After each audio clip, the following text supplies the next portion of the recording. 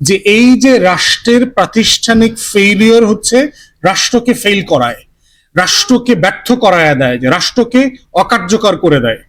জুডিশিয়ারির কথা বলেছেন।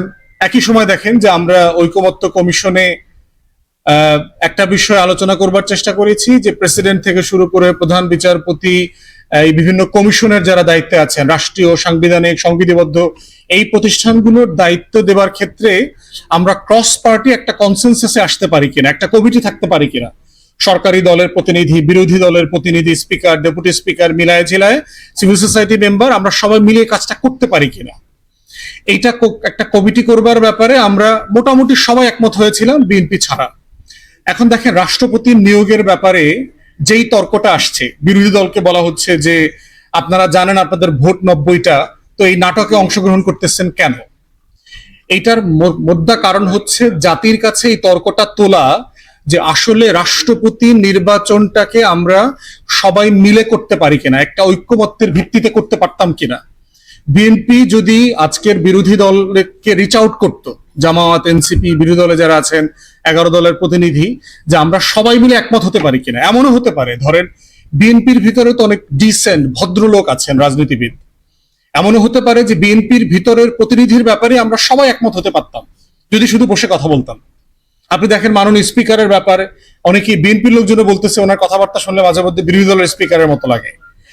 তাহলে এই যে জায়গাটা, এই তর্কটা আমরা তোলার চেষ্টা করলাম। জ্বালানি একটা বড় জায়গা, দেখেন কত বড় একটা গুরুত্বপূর্ণ সিদ্ধান্ত নিচ্ছেন। আমরা দল আকারে এবি পার্টি অথবা 11 দল কেউই কিন্তু বেসরকারীকরণের বিপক্ষে নই। আমরা যেখানে দরকার প্রাইভেটাইজেশন করতে হবে, কিন্তু কোন জায়গাতে করবেন, নীতিমালাটা কি হবে?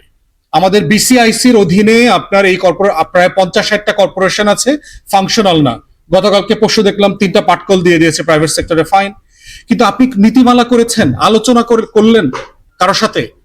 এত বড় একটা গুরুত্বপূর্ণ সিদ্ধান্ত আপনি নিচ্ছেন, আপনি অপোজিশনের সাথে বসে তো, বিরোধী দলের নেতা হুইপের সাথে বসে তো একটু কথা বলতে পারতেন।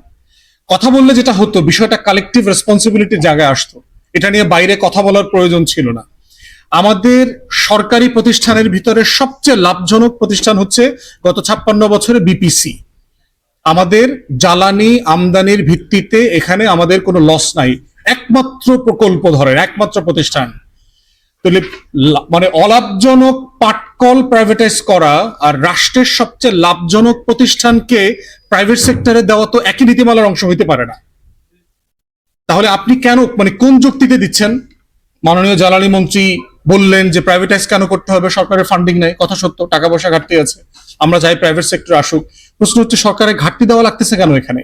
এখানে তো সাবসিডির প্রয়োজন নাই, তো বিবিসি তো লাভজনক প্রতিষ্ঠান।